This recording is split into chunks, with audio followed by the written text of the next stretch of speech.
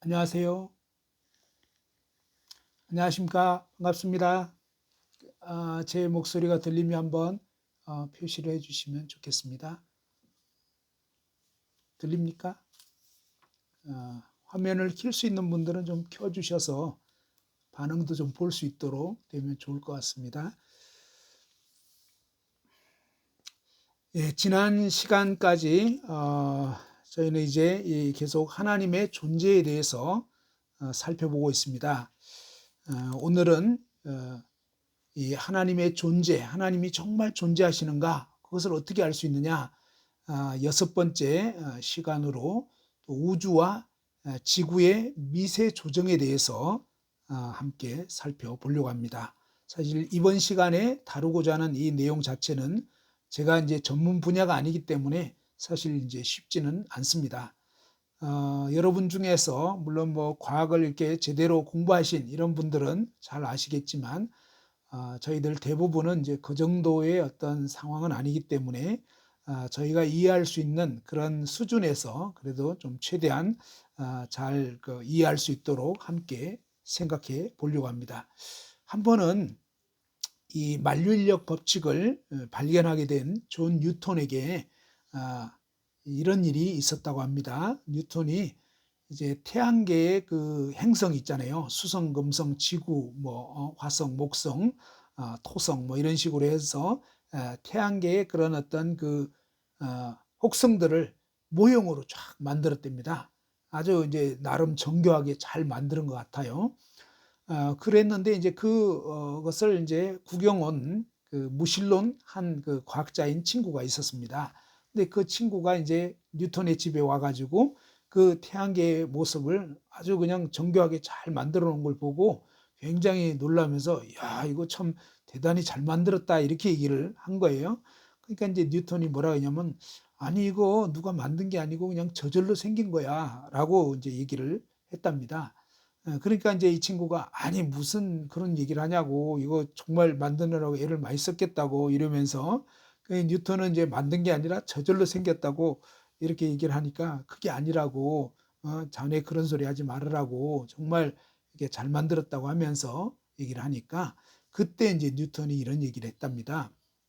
자네는 정말 이 모형을 보고 저절로 된 것이 아니고 정말 누가 만들었다고 하는데 그러면 이렇게 모형으로 만들어진 이것이 아니라 정말 저 우주 가운데 실제로 이와 같은 태양계가 쭉 지금 운행되고 있는데 이것이 저절로 생겼다고 어떻게 생각할 수 있냐. 이 모형도 누가 만들지 않으면 이건 이제 내가 만들었는데 이렇게 만들지 않으면 생겨날 수 없지 않느냐. 그렇다면 정말 저 보이는 정말 태양계를 만드신 분이 있지 않겠느냐라고 얘기했다고 합니다. 오늘 하나님 말씀 로마서 1장 18절에서 20절까지 잠깐 한번 같이 보겠습니다. 로마서 1장 18절에서 20절까지 말씀입니다. 하나님의 진노가 불의로 진리를 막는 사람들의 모든 경건하지 않음과 불의에 대하여 하늘로부터 나타나나니 이는 하나님을 알만한 것이 그들 속에 보임이라. 하나님께서 이를 그들에게 보이셨느니라. 창세로부터 그의 보이지 아니하는 것들 곧 그의 영원하신 능력과 신성이 그가 만드신 만물에 분명히 보여 알려졌나니 그러므로 그들이 핑계하지 못할지니라. 여기 20절 말씀에 보면요. 창세로부터 처음 이 세상이 만들어질 때부터 그의 보이지 아니하는 것들 곧 그의 영원하신 능력과 신의 성품이 그가 만드신 만물에 분명히 보여 알려져 있다는 것입니다. 우리는 어떤 만들어진 물건을 보면 그 물건을 보면서 이 물건을 만든 자의 어떤 능력, 솜씨라든지 그 사람의 어떤 지혜 이런 것들이 그 물건 속에 감춰져 있는 것을 알 수가 있는 것입니다. 그런데 하나님의 존재를 어떻게 알 수 있느냐? 바로 처음 이 세상이 만들어질 때부터 하나님은 영이신 하나님이기 때문에 눈에 보이지 않습니다. 그런데 보이지 않는 그 하나님이 계시다는 걸 어떻게 알 수 있냐면 바로 그분께서 만드신 그 만물 가운데에 하나님의 그 영원하신 능력과 신의 성품이, 하나님의 성품이 어떠하심이 만드신 만물에 분명히 보여서 알려지게 돼 있다는 것입니다. 그 만물을 볼 때, 그 솜씨를 볼 때, 그 지혜를 볼 때 감탄하게 되고, 와, 이것을 만든 어떤 절대자, 어떤 존재가 있겠구나라는 것을 짐작할 수가 있다고 하는 것입니다. 사도행전 17장 24절 25절에 보면 우주와 그 가운데 있는 만물을 지으신 하나님께서는, 그죠? 우주와 그 가운데 있는 모든 만물이 저절로 된 것이 아니라 바로 그것을 하나님이 지으셨다고 분명하게 이렇게 알려주고 있습니다. 천지의 주제이시니, 천지의 주인과 임금이시니 손으로 지은 어떤 신전에 계시지 아니하시고, 또 무엇이 부족한 것처럼 사람의 손으로 섬김을 받으시는 것이 아니니 이는 만민에게 생명과 호흡과 만물을 친히 주시는 이심이라. 하나님께서요, 바로 저와 여러분 모두에게 생명을 주셨고, 지금 숨을 쉴 수 있도록 이 호흡을 주셨고, 우리가 먹고 살 수 있는 모든 그런 음식이라든지 과일이라든지 모든 것을 하나님이 친히 주셨다고 하는 것입니다. 그러면서 이사야 40장 26절에는 보면 너희는 눈을 높이 들어 누가 이 모든 것을 창조하였나 보라. 눈을 높이 들어서 누가 이 모든 것을 창조하였는지 한번 보라는 것입니다. 그러면서 주께서는 수요대로 만상을 이끌어내시고 그들의 모든 이름을 부르시나니 그의 권세가 크고 그의 능력이 강함으로 하나도 빠짐이 없느니라. 하나님께서 온 우주 만물을, 모든 별들을 지으시고 심지어 그 별들의 이름까지 다 부르시면서 그것을 이끌어내신다고 하는 것입니다.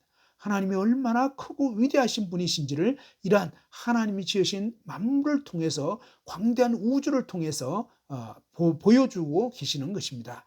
그리고 히브리서 1장 2절과 3절에 보면 이 모든 날 마지막에는 아들을 통하여 우리에게 말씀하셨으니 이 아들을 만유의 상속자로 세우시고 또 그로 말미암아 모든 세계를 지으셨느니라. 아들 하나님을 통하여 모든 세계를 지으셨다, 이렇게 말씀하고요. 이는 하나님의 영광의 광채시요 그 본체의 형상이시라. 그의 능력의 말씀으로 만물을 붙드시며, 이 만물을 지으셨을 뿐만 아니라 그의 능력의 말씀으로 지금도 온 우주 만물을 붙들고 계시다고 성경은 이렇게 증거하고 있습니다. 죄를 정결하게 하는 일을 하시고 높은 곳에 계신 지극히 크신 이의 우편에 앉아 계신다고 성경은 이렇게 증거하고 있습니다. 그리고 시편 19편 1절에는 보면 하늘이 하나님의 영광을 선포하고 궁창이 그의 손으로 하신 일을 나타내는도다.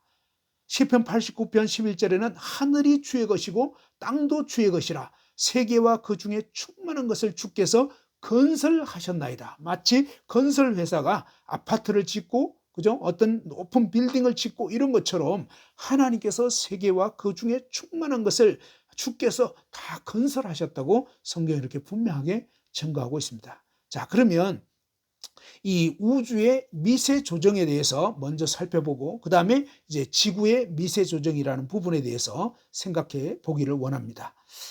1950년대 이후에 이 과학이 이제 발달되면서 과학자들은 어떠냐면 우주의 생명체의 발생 및 생존이 가능하려면, 자, 어떤 생명체가 우주 가운데 발생을 하고 그 생명이 쭉 생존하려면은 여러 개의 물리 상수가 아주 미세한 특정한 범위 내에 있어야 한다는 과학적인 발견을 하게 됩니다. 그리고 사람들은 이를 우주의 미세 조정, 아주 미세하게 이 우주가 돌아갈 수 있도록 조정이 되어 있구나, 이런 사실을 이렇게 우주의 미세 조정이라고 표현을 하게 되었다고 하는 것입니다. 많은 분들이 이 우주의 미세 조정을 지구의 미세 조정과 헷갈려 하시는 것을 볼 수 있습니다. 이는 지구에 물이 있느냐 없느냐 이런 문제나 또 태양이 얼만큼 안정적이냐 하는 이런 문제가 아니라 이 우주의 어떤 곳에서라도 생명체, 특히 콩 이상의 크기의 생명체가 발생하고 생존할 수 있느냐 아니냐라는 문제가 뭐냐면 바로 우주의 미세 조정이라고 하는 것입니다. 어떤 과학자는 표현하기를 이 우주를 마치 이제 우주 전체의 공간을 재는 어떤 그런 자가 있다. 그러면 이 자는 어마어마하게 길 거 아니에요? 지금도 지금 뭐 끝을 알 수 없는 이 광대한 우주를 자로 쫙 펼쳐가지고 잰다고 치면 그 길이는 뭐 어마어마할 것입니다. 그런데 그 길이에서 1인치, 그러니까 약 뭐 한 2.5cm 정도, 요렇게 뭐죠? 요 범위만 이 우주의 어떤 그 상수가 딱 범위를 벗어난다. 그러면 어떠냐면 우주 전체에 생명체가 존재할 수 없게 되고요. 이 우주가 지금처럼 유지될 수도 없게 된다고 하는 것입니다. 자, 이러한 상황에 대해서 우리가 이제 그 생각해 볼 수 있는 것이 있습니다. 뭐냐면 흔히 이제 과학이라고 그러면 사람들은 무조건 맹신하는 그런 경향이 있습니다.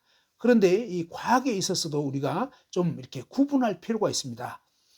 어떤 부분은 좀 이론적인 것이 있습니다. 이론. 그죠? 이론이라는 것은 뭐냐면 하나의 그 가설을 세우고 뭔가 그럴듯하게 그것을 이렇게 그 논증하는 그러한 어떤 그 사고, 그죠? 사고 방식이라고 할 수 있는 거죠. 그런데 이 이론은 정말 그렇다라고 입증이 돼야만 그것이 이제 진짜 그렇구나라는 걸 알 수 있는 거지. 이렇게 입증이 된 경우를 뭐라 하냐면 법칙이라고 그렇습니다. 법칙은 뭐냐면 모든 사물과 현상의 원인과 결과 사이에 내재하는 보편적이고 아주 필연적인 그런 불변의 관계를 밝혀낸 것입니다. 지난 시간에 제가 잠깐 보여드린 예가 있죠. 자, 제가 들고 있는 이 볼펜을 제 손에서 탁 놓으면 어떻게 된다고요? 떨어지게 되죠. 자, 왜 떨어진다고요? 이 지구 중심에서 끌어당기는 만류 인력의 법칙이 존재한다. 그죠? 중력이 존재하고 있다라는 것입니다. 자, 이것은 뭐냐면 지구 어느 곳에 가든지 다 이렇게 해당되는 그런 법칙입니다. 자, 이와 같은 부분은 아주 과학적인 발견을 통해서 사실로 입증이 된 거기 때문에 우리가 충분히 믿을 수 있고 또 믿어야 하는 것입니다. 왜냐하면 그건 사실이니까.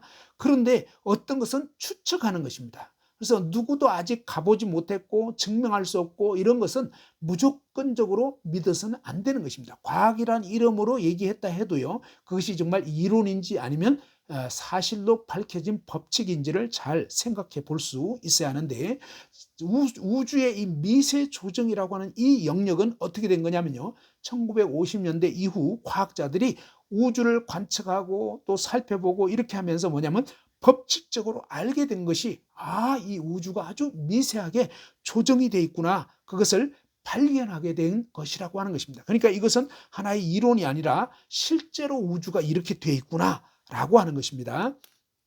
처음에는 이 우주의 미세 조정에 대해서는 지금과 같이 아주 그 심각한 수준의 어떤 미세 조정을 발견했던 것은 아니라고 합니다. 단지 이제 생명체의 발생을 위해서는 별이 필요하다. 또 우주가 너무 젊어도 또 너무 오래되어도 안 된다라는 어떤 단순한 개념에서 이제 시작이 된 건데, 그런데 이제 과학의 발전을 통해서 알게 된 것은 뭐냐면 물리학이라든지 화학이라든지 생물학이라든지 이런 그 분야의 이해가 넓어지게 되면서 아주 작은 물리 법칙이나 이 상수의 변화만 있어도 생명체가 발생하거나 생존할 수 없었다는 것을 깨닫게 된 것입니다. 이 사실을 알게 된 거예요. 이 사실을 알게 되면서 굉장히 이렇게 놀라게 된 것이고, 그 다음에 이제 과학자들이 이구동성으로 이제는 정말 이것을 무시할 수 없는, 왜냐하면 이건 법칙으로 그냥 알게 된 것이니까요. 그러면 이런 미세 조정의 그 물리 상수의 어떤 예를 생각해 볼 수 있겠는데요. 자, 어떤 그 상수의 변화가 있어서는 안 되는가? 그것을 좀 말씀드리겠습니다. 예를 들면 이제 전자기력과 중력 사이의 비율이 1036 정도 된다고 합니다. 이것은 이제 저도 어려운 얘기고 여러분도 조금 어려울 수 있습니다. 이 전자기력이라고 하는 것은 뭐냐면 이 전기력과 자기력, 그죠? 전기는 우리가 이제 가정에서 쓰는 전기 아시죠? 그 다음에 자기력이라는 것은 뭐예요? 자석을 갖다 대면 탁 이렇게 당겨지는 그런 쇠붙이가 이제 들러붙는 이런 그 자기력이 있는 거죠. 자, 이런 전자기력과 그 다음에 중력은 이제 말씀드린 것처럼 이 중심부에서 끌어당기는 힘, 이런 사이의 비율이 약 1036 정도가 된다고 합니다. 그런데 만약 이 숫자가 아주 조금이라도 바뀌어 버리면 어떻게 되냐? 금방이라도 사라지는 아주 작은 우주가 돼버리거나 아니면 중원소, 아주 그 뭐죠? 이 질량수가 80 이상인 무거운 원소를 중원소라고 합니다. 라듐이라든지 뭐 악티늄, 또 톨륨, 우라늄 들어봤죠? 자, 이런 어떤 중원소가 생겨나지 못했을 거라고 합니다. 그렇게 되면 당연히 생명체도 발생할 수 없게 된다고 하는 것입니다. 자, 그리고 또 우주 가운데 이 물질이 너무 많았다면은 우주가 팽창되지 못하고 중력에 의해서 잡아 끌려 가지고 결국은 붕괴해 버렸을 거라고 하는 것입니다. 또 우주의 물질이 너무 적었다면은 중력이 너무 약해서 별이 형성될 수 없을 것이라고 하는 것입니다. 그러면서 이런 어떤 그 범위가, 그러니까 물질이 너무 많거나 너무 적거나 하는 그 범위가 약 1060분의 1 정도의 그 사이에 해당된다고 하는 것입니다. 다시 말해서 지금보다 물질이 1060분의 1이 많았거나 적게 되면 우주의 어디에도 생명체는 존재할 수 없었을 거라는 것을 과학자들이 이제 뭡니까? 이런 것을 연구하다 보니까 야, 이렇게 돼 있구나. 응? 라는 사실을 발견하게 된 건데, 자, 요것은 아까 말씀드린 것처럼 전자기력과 중력의 이 관계, 그 관계에 있어서 1060분의 1 정도의 어떤 이 물질이 너무 많아도 안 되고 너무 적어도 안 되고, 그러면서 어떤 끌어당기는 힘이라든지 이런 여러 가지들을 살펴봤을 때 결국 이 범위에서 이 오차 범위를 벗어나게 되면 우주 어디에도 생명체가 존재할 수 없다는 것을 알게 된 것입니다. 그 다음에 또 이런 여러 상수가 있는데 그 중에 또 하나는 뭐냐면 강한 핵력이 없었다면 이 원자핵의 양성자와 중성자를 붙잡을 수 없게 되고 원자가 생길 수 없기 때문에 이 화학도 발생할 수 없게 된다고 하는 것입니다. 우리가 볼 수 있는 물질의 가장 작은 아주 미세한 가장 작은 단위를 원자라고 합니다. 그런데 이 원자의 중심에는 원자핵이 있고 그 주변에 이 전자가 이렇게 돈다고 합니다. 과학자들이 이제 과학적인 연구를 통해서 밝혀낸 거예요. 사실은 굉장히 쉽지 않은 얘기입니다. 그런데 이 원자핵 안에는 또 중성자와 양성자가 있어서 그것이 서로 이렇게 결합이 되어 있다고 합니다. 또 그 안에도 또 작은 어떤 쿼커라고 하는 그런 어떤 단위가 있다고 하는데, 아무튼 굉장히 복잡하고 어려운 얘기입니다. 자, 중요한 얘기는 뭐냐면 이런 식으로 물질이 구성이 되어 있구나. 그것을 과학자들이 이제 발견하게 된 거예요. 그러면서 이 강한 핵력이 딱 적절하게 작용을 해야 되는데 이 핵력의 그 상수, 그 숫자가 지금보다도 1031분의 1만큼 높았다면 수소가 만들어질 수 없었을 것이고, 또 그것보다 더 약해버리면 수소 외에 다른 원소들이 만들어질 수 없다는 사실을 또한 발견하게 된 것입니다.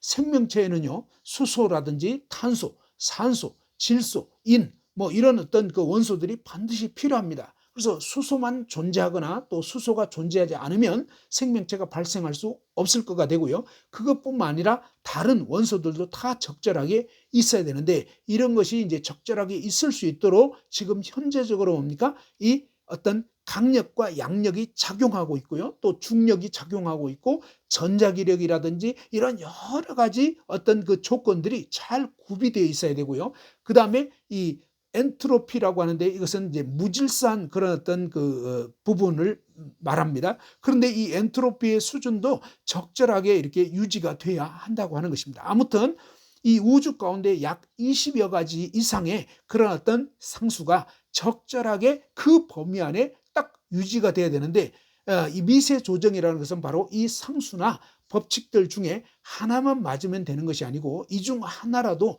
정해진 미세한 범위에서 벗어나면 생명의 발생이 불가능하다는 사실을 발견하게 된 것입니다. 그러면서 이것을 우주의 미세 조정이라고 했는데, 이 저명한 과학자들이 이런 걸 맨날 밥 먹고 연구하다 보니까 알게 된 거예요. 그러면서 그분들이 이 미세 조정 우주를 어떻게 이제 발견하게 되고 알게 되면서 얘기를 하게 됐냐면 이런 얘기를 하는 거예요.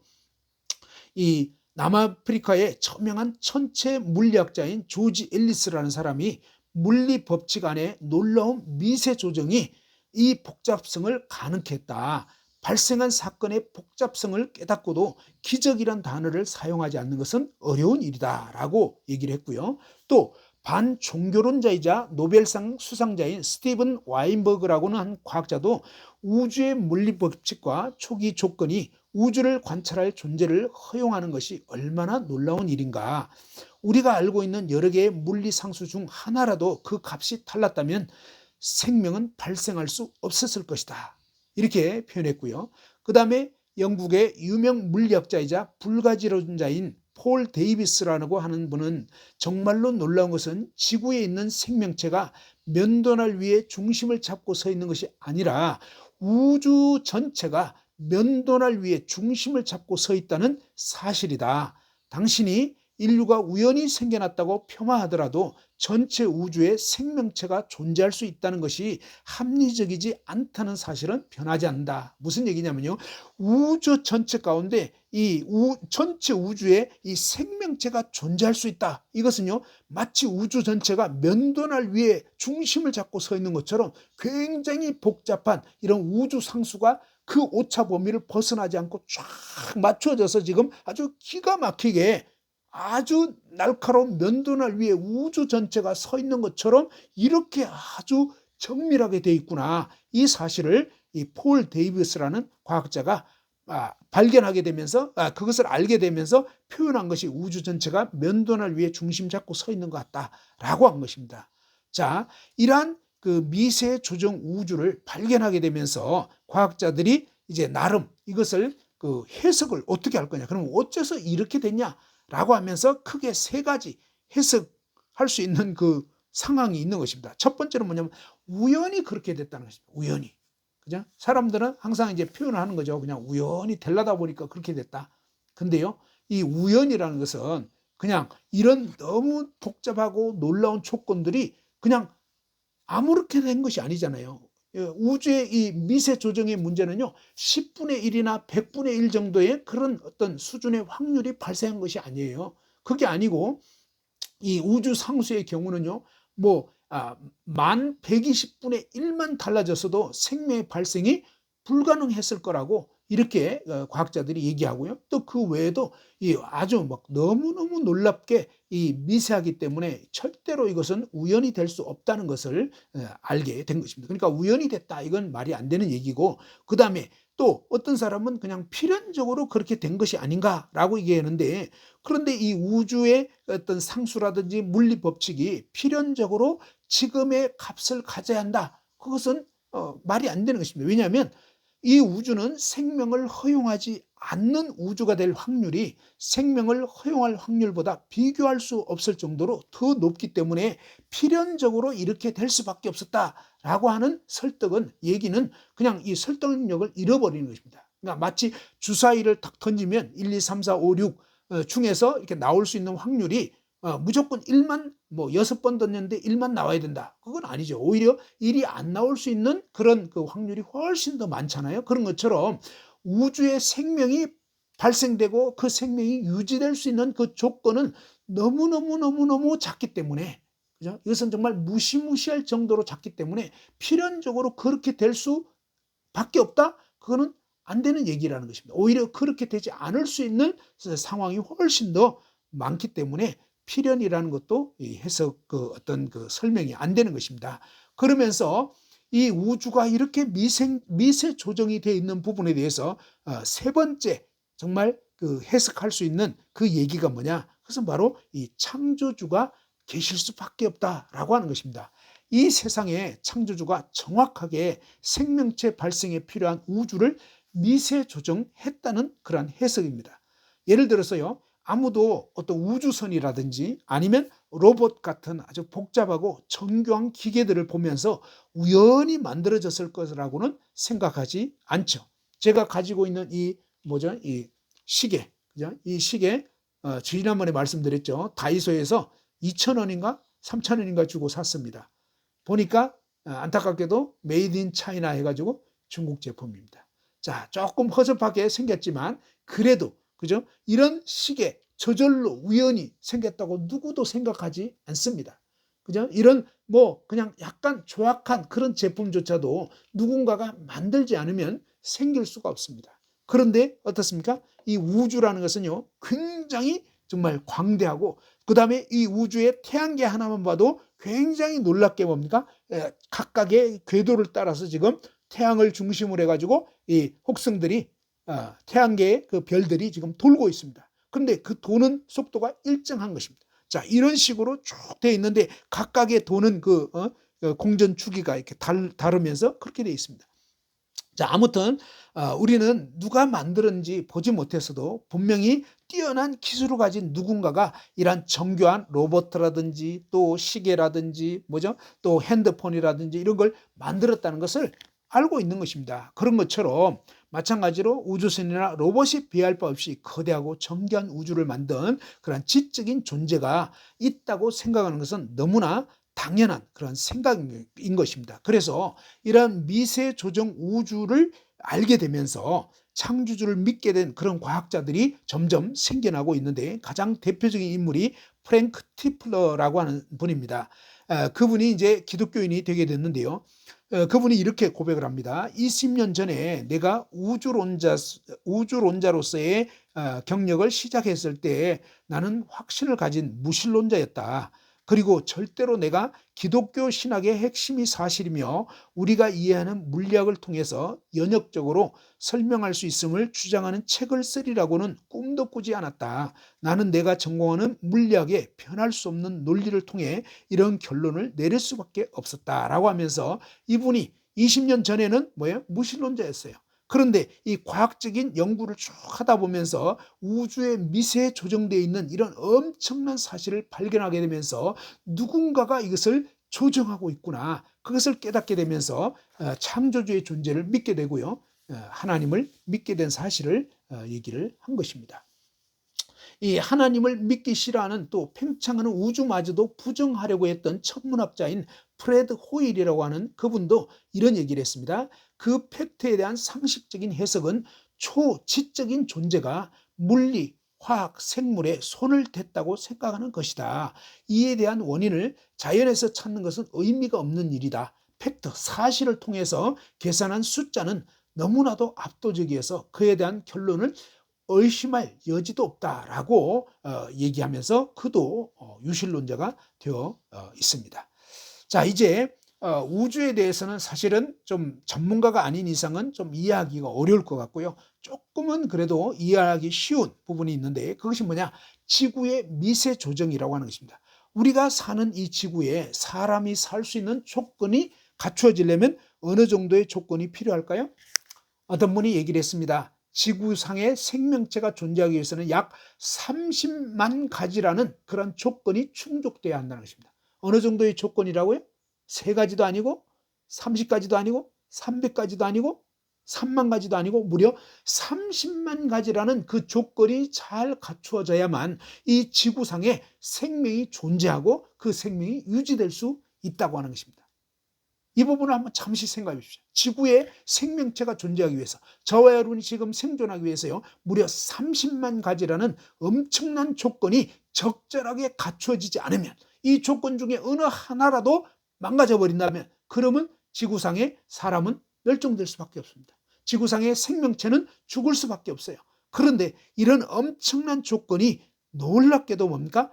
정확하게 갖추어져 있고 그것이 지금 유지되고 있다고 하는 것입니다. 이러한 지구의 미세 조정에 대해서 생각해 봅시다.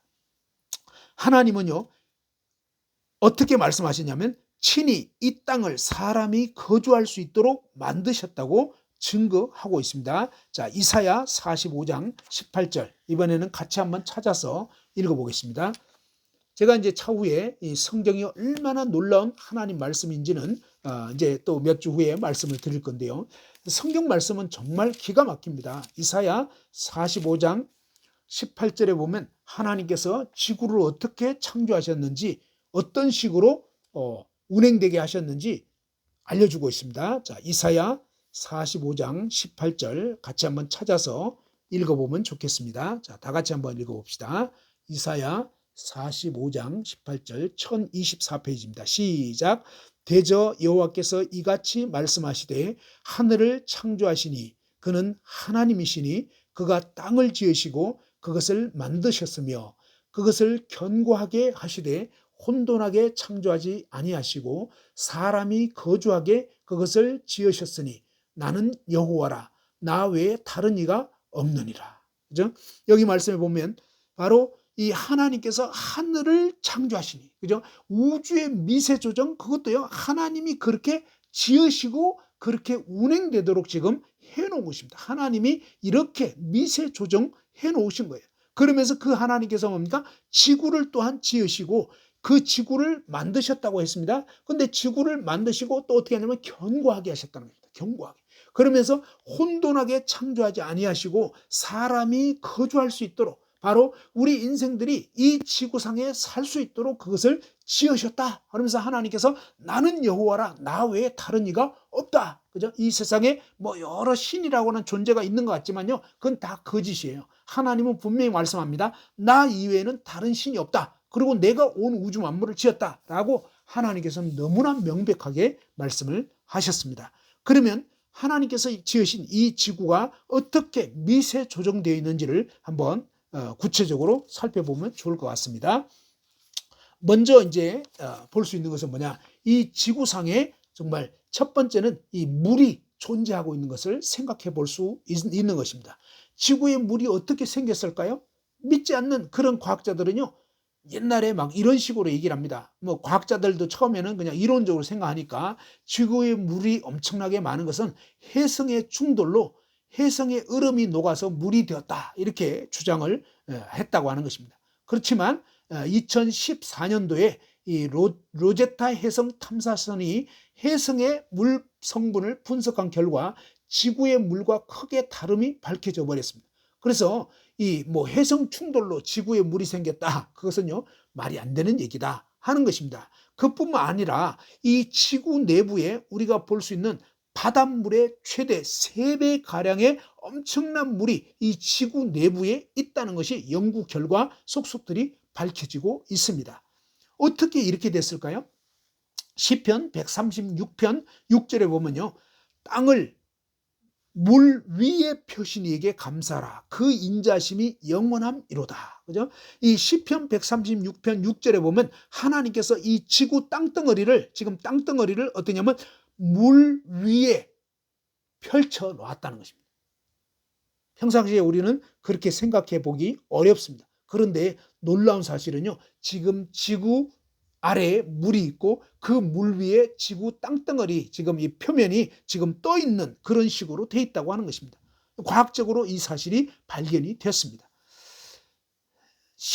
이사야 45장 12절에 보면 내가 땅을 만들고 그 위에 사람을 창조하였으며 내가 내 손으로 하늘을 펴고 하늘의 모든 군대에게 명령하였노라 라고 이렇게 말씀하고 있습니다. 아무튼 이 성경이 말씀한 그대로요. 이 하나님께서는 땅을 물들 위에 이렇게 펴셨는데 그렇기 때문에 이 지구상에 엄청난 물이 있다는 것을 알게 됩니다. 약 전체 어떤 그 70%가 이제 이 물로 되어 있는데 그런데 이 땅을 물들 위에 펴지 않았다면 어떻게 되느냐? 그러면 이 지구의 생명체가 살 수 없게 되었을 거를 알게 된 것입니다. 그러면서 지구의 미세 조정 사례 중에 가장 핵심적인 조건은 바로 물과 산소의 이 존재 여부일 것인데요. 그런데 이 물은 그냥 먹는 식수라든지 몸을 씻는 이런 샤워할 때 쓰는 이런 정도의 필요가 아니라 이 땅을 물들 위에 펴지 않았다면 사실 우리가 살 수 없게 됐다는 것을 과학자들이 알게 됐습니다. 이 물이 마치 윤활유처럼 이 땅의 그 틀 있잖아요. 맨틀의 그런 대류, 맨틀이 이렇게 좀 떠다니게 되는데 이런 대류를 돕고 있고요. 또 물이 없었다면 이 대류가 멈추고 화산 활동이 멈추게 되면서 이를 통해서 지각의 형성도 멈추고 모든 지질 활동이 멈추게 되면서 그렇게 되면 어떠냐? 이 대기 중에 이산화탄소와 물의 양이 너무 적어지면서 땅의 미네랄이 크게 부족하게 되면서 결국 생명체가 살 수 없게 된다는 것입니다. 발견하게 된 사실이 바로 이 맨틀이 이제 물을 흡수하는 그런 양이 너무 많아도 안 되고 너무 적어도 안 되고 그러면서 이 너무 많게 되면은 이 화산 폭발과 지질 활동이 막 너무 많이 일어나 가지고 자연재해 때문에 결국은 이 지구가 멸망할 수밖에 없다. 이런 사실을 이제 과학자들이 연구하다 보니까 알게 된 것입니다. 아무튼 이 바다와 육지의 비율 또한 지금보다 바다가 더 넓게 있었다면 홍수나 태풍이 자주 일어나게 돼가지고 살 수 없게 되고요. 또 땅이 지금보다 더 넓었다 그러면 뭐냐면 사막화되는 현상이 빠르게 진행돼서 지구 전체가 황폐하게 되어버린다는 것입니다. 아무튼 이런 식으로 볼 때 너무나 이 생명체가 존재할 수 있도록 정말 적합하게 이 땅과 그죠? 그러니까 지구의 땅덩어리와 이 바닷물의 어떤 비율 또 이제 그 지표면 아래의 그 물의 비율 이런 것이 적정하게 지금 미세하게 조정되어 있다고 하는 것입니다. 자, 두 번째로 지구의 미세 조정은 뭐냐면 산소를 포함한 대기, 그 가스, 대기의 어떤 그 원소들이 적절하게 지금 갖추어져 있다고 하는 것입니다. 만일 이 지구상에 산소가 5분간만 딱 없어진다면 어떻게 될까요? 저와 여러분 모두는 죽을 수밖에 없을 것입니다. 그죠? 이 산소는 단순히 호흡에만 필요한 것이냐? 아니랍니다. 뭐냐면 이 산소가 있기 때문에 태양으로부터는 자외선으로부터 피부를 보호해 준다고 합니다. 근데 만일에 산소가 없게 되면요, 태양빛에 의해서 우리는 즉시 화상을 입게 된다고 합니다. 그죠? 산소가 없게 되면 태양빛에 의해서 즉시 화상을 입게 되고 또 산화막이 사라지게 됨으로써 모든 비처리 금속들이 덜러붙게 된다고 하는 것입니다. 더 큰 문제는 지각 구성의 45%를 차지하는 산소가 이제 지구의 지각이 뭐죠? 산소가 없어지게 되면 지각이 부서지게 돼버리고요. 콘크리트 같은 경우도 이 건물 콘크리트 있죠. 이것을 산소가 있어서 뭡니까? 결합체 역할을 한답니다. 그런데 산소가 싹 없어져 버리면 모든 콘크리트 건물도 순식간에 부서져 버리게 된다는 거예요. 그죠? 아무튼 우리는 산소가 그냥 호흡에만 필요한 줄 알았더니 조금만 연구해보고 살펴보면요. 이처럼 여러 면에서 이 산소가 없어서는 안 되는데요. 산소만 있으면 되느냐? 그게 아니라는 것입니다. 이 산소가 이제 부족하면 뭐 질식사하게 되죠. 산소 농도가 너무 많으면 어떠냐? 막 화재가 자주 일어나게 됩니다. 이런 식으로 너무 많아도 안 되고 너무 적어도 안 됩니다. 그럼 산소만 있으면 되느냐? 그것도 아니에요. 이산화탄소, 질소 막 이런 것도 다 있어야 됩니다. 근데 이산화탄소는 어떤 역할을 하냐? 이 이산화탄소가 너무 많게 되면요. 지구상의 온실가스 효과, 그죠? 지구 온난화 계속 들어봤죠? 이 지구 온난화가 돼가지고 지구는 너무 뜨거워지게 되는 것입니다. 이산화탄소가 너무 많게 되면 또 너무 적어지면 추워지게 된다는 것입니다. 그리고 또 식물이 광합성 작용도 못하게 된다고 하는 것입니다. 그렇게 되면 식물이 또 다 죽게 되고 결국은 또 생명체가 살 수 없게 되는 거죠. 질소 또한 굉장히 중요하다고 합니다. 대기의 78%를 차지하는 이 질소가 없었다면 산소가 심하게 산화작용을 일으키게 된다고 하는 것입니다. 그렇게 되면은 이제 그 산소만 또 호흡하게 되면 산화 반응이 너무 빨리 일어나가지고 이제 죽을 수밖에 없게 되고요. 거꾸로 또 적으면 호흡이 또 곤란하게 된다고 하는 거죠. 자, 그리고 이 질소라는 것은요, 비료의 역할을 하는데 번개가 치잖아요. 이 번개가 치는 걸 통해서 또 역시 지구가 아주 미세 조정되어 있다는 것을 알게 된 거예요. 이 세상에 번개가 치지 않으면 땅이 황폐화된다고 하는 것입니다. 성경은 하나님께서 번개를 보내어서 사람을 심판함과 동시에 또 음식을 풍성히 주신다고 그렇게 성경 욥기 36장 30절에서 31절에 나와 있습니다. 정말 성경은 신기한 말씀인데 보라 그가 번개불을 자기의 사면에 펼치시며 바다 밑까지 비치시고 이런 것들로 만민을 심판하시며 음식을 풍성하게 주시느니라 그랬습니다. 성경은요 하나님께서 번개불을 통해서 음식을 풍성히 주신다고 이렇게 표현했는데요. 이것은 옛날 사람들은 도저히 이해할 수 없는 그런 얘기였습니다. 그런데 이게 무슨 얘기였는가 이제 과학적으로 밝혀진 사실입니다. 그건 뭐냐면 바로 우리의 몸은 단백질로 구성되어 있고요. 그 다음에 이 단백질은 질소를 포함하고 있어가지고 우리는 질소를 반드시 섭취해야 된다고 하는 것입니다. 하지만 공기 중에 질소를 바로 섭취할 수는 없기 때문에 우리는 식물에게서 질소를 섭취해야 되는데 번개가 치면은 엄청난 양의 전기 에너지를 만들어 가지고 질소 비료 성분을 만들어내고 있다고 하는 것입니다. 그래서 비를 통해서 땅으로 공급하시는 방법으로 이 질소가 공급되면서 식물이 잘 자라게 되는 것입니다. 비가 내리고 번개가 치고 막 이렇게 하면서 결국은 하나님께서 이 식물들에게 질소를 어마어마하게 공급을 해주시고 이러면서 식물들이 잘 자라나게 되고 또 이제 이 만물이 살 수 있도록 이렇게 해놓았다고 하는 것입니다. 아무튼 이처럼 산소의 비율, 또 질소의 비율, 번개가 치는 거 온갖 것들이 굉장히 놀랍고 정밀하게 너무 많이 해도 안 되고 너무 적어도 안 되게 되어 있는 것입니다. 또한 이 오존층의 두께 역시 지구의 미세 조정을 알게 해주는 대목 중에 하나입니다. 이 오존층이 너무 두꺼우면요, 태양열이 제대로 전달되지 못해서 기온을 낮추게 되고, 그 다음에 이 오존층이 너무 부족하면 온도가 올라감을 물론이고 자외선이 그대로 투과되어서 화상에 쉽게 걸리거나 피부암을 유발하게 된다고 하는 것입니다. 또 이 대기의 기압이 너무 강해버리면 물이 쉽게 정발하지 않아서 땅이 가물게 되고요. 또 태양열이 지구에 도달하지 않게 돼가지고 폐 활동 역시 제약을 받아 생존이 힘들게 된다고 하는 것입니다. 반대로 이 대기압이 너무 약해지면 물이 쉽게 증발이 돼버리고 날씨가 극단적으로 변화되어 가지고 또 역시 이 지구상의 생명체가 제대로 생존할 수 없게 된다고 하는 것입니다. 자, 그리고 또 이제 볼 수 있는 것은 뭐냐면 이 태양을 볼 수 있습니다. 태양은 정말 이 태양이 지구와 지금 1억 5천만 킬로미터 떨어져 있습니다. 근데 이 위치에서 너무 가까우면 어떻게 되겠습니까? 엄청난 열을 받아서 그냥 태양열에 의해서 뜨거워서 죽을 수밖에 없죠. 또 태양과 지구가 너무 멀어져 있으면 추워서 얼어 죽습니다. 그런데 하나님께서는 뭐냐면 이 태양과 지구의 위치를 정확하게 지금 1억 5천만 킬로미터 위치에서 이탈되지 않도록 붙잡아주고 계시는 것입니다. 욥기 38장 1절에 보면 내가 땅에 기초를 놓을 때 욥 너는 어디 있었느냐라고 하나님이 분명하게 내가 땅의 기초를 태양계에 이렇게 세 번째 위치하겠다. 그 다음에 지구의 크기가 너무 크면 어떨까요? 그러면 또 중력이 세져서요, 이 해로운 어떤 그 원소들을 막 끌어당기게 됩니다.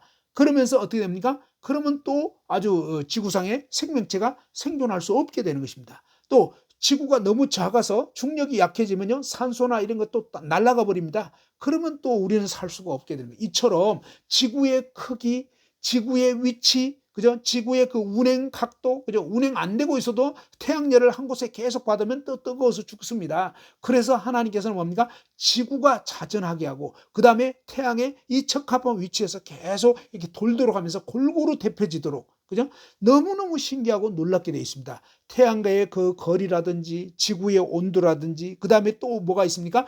지구 둘레에는 달이 또 공전을 하고 있죠. 이 지구와 달의 또 거리라든지 이 달의 공전을 통해서 어떤 일이 있게 되느냐, 이 달 때문에 달의 어떤 중력의 작용에 의해서 밀물과 썰물이 형성되고 있습니다. 만일에 이 달이 지구 둘레에 이렇게 돌지 않고 있다면 바닷물은 정체돼 가지고 썩어서 결국은 또 생명체가 살 수 없게 될 것입니다. 그런데 하나님께서는 놀랍게 뭡니까? 지구 둘레에 달이 또 일정한 궤도를 돌게 하심으로 인해서 밀물과 썰물이 형성되고 바닷물이 계속적으로 유동하게 되면서 계속 정화작용이 될 수 있도록 해놓은 것입니다. 이런 것들이 그냥 동시다발적으로 운행이 되기 때문에 너무너무 신기하고 오묘하고 놀라운 것입니다.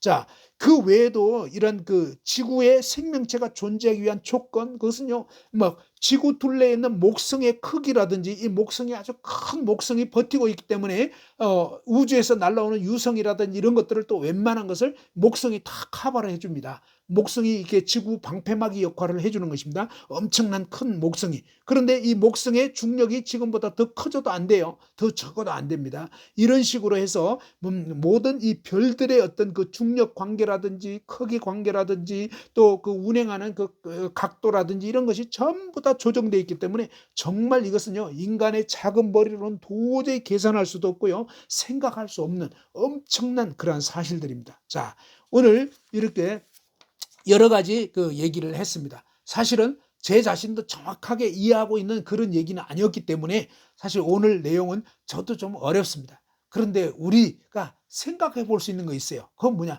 지금 저와 여러분이 어디에 있느냐? 여러분, 우주 공간에 지금 거꾸로 매달려 있는 거예요. 지구 반대편 사람이 우리 보면 지구에 거꾸로 붙어 있는 거고요, 우리가 반대편 사람 보면 저 사람들이 지금 거꾸로 매달려 있는 거예요. 근데 너무너무 신기하게 뭡니까? 하나님이 이 중력을 딱 없애버린다. 그러면 어떤 거? 우리는 우주 공간 날아가 버리는 것입니다. 그런데 정말 기적적으로 지금도 뭡니까? 하나님께서 이 우주를 붙들고 계시고 이 중력이 작용되게 하시고, 그 다음에 뭡니까? 이 핵력이라든지 모든 것들이 제자리에서 정확하게 뭡니까? 이 우주의 아주 미세한 그런 그 상수, 이런 것들이 우주 미세 조정을 통해서, 또 지구에 생명체가 존재할 수 있는 각양 이 30만 가지라는 엄청난 조건들을 단 한 번도 어겨지지 않도록 쭉 유지되게 하시는 것입니다. 그래서 하나님 말씀 히브리서 1장 2절 3절에 보면 그의 능력의 말씀으로 붙들고 계시다고 하는 것입니다.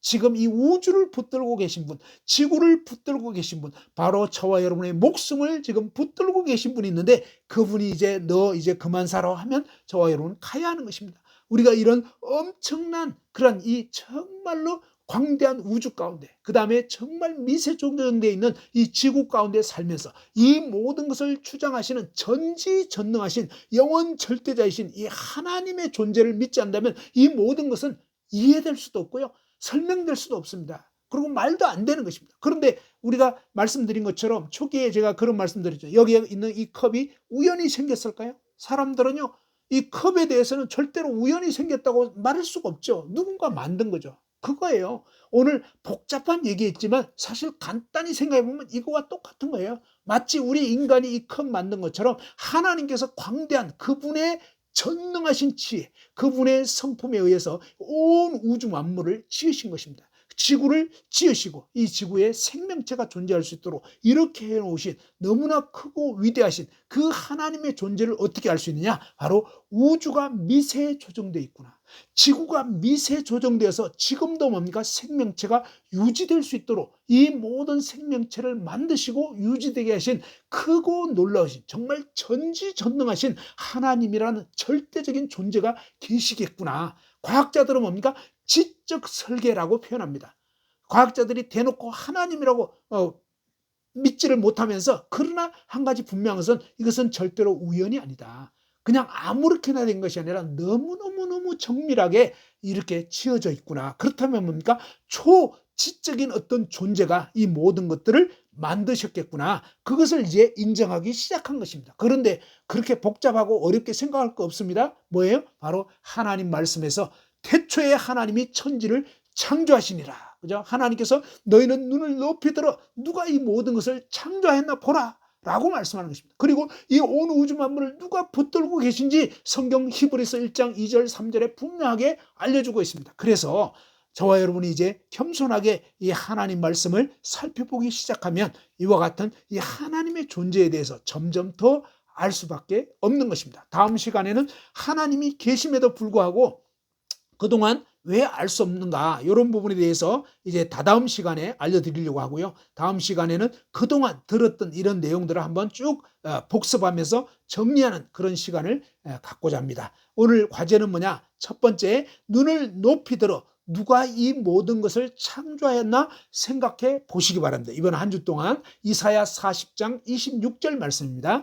그 다음에 두 번째는 뭐냐면 누가 이 모든 만물을 붙들고 계신지 생각해 보시기 바랍니다. 히브리서 1장 2절 3절입니다. 이 말씀들을 여러 번 좀 읽어보시기도 하고, 그 다음에 여러분이 이제 생각해 보십시오. 여러분이 지금 지구에 거꾸로 매달려 있는데, 붙어 있는데, 야, 이거 누가 도대체, 그죠? 또 우주 만물을 보면서 누가 저 광대한 우주를 펼치셨나? 그리고 지금도 나를 지구 중력을 통해서 나를 붙들고 계신 분이 누군가? 이 모든 우주 만물을 붙들고 계신 분이 누군가? 잘 생각해 보시기 바랍니다. 하나님은 분명히 내가 이 모든 것을 지었고 내가 이 모든 것을 붙들고 있다라고 하나님이 말씀해 주시는 것입니다. 이 하나님 말씀을 알고요, 하나님을 알면 알수록 사실 믿을 수밖에 없습니다. 너무나 놀랍습니다. 아무튼 다음 시간에 또 볼 수 있기를 바랍니다.